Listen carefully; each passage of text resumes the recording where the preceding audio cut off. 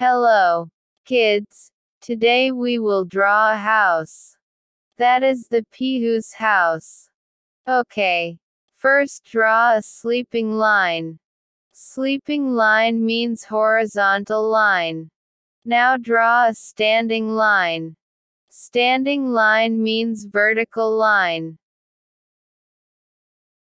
Draw standing line. Now draw a little bit large sleeping line.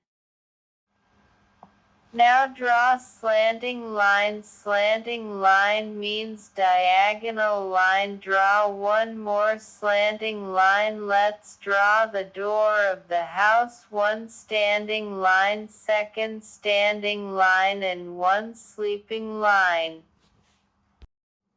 Let's make the knob of the door. Now make the windows. Make the windows. Now make the chimney of the house. Chimney of the house. Oh, house is ready. House is ready. House is ready. Now we will color the house. Now we will color the house. Color the house. Yellow color. Blue color. Blue color.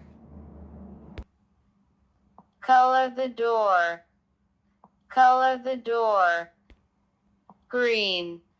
Green.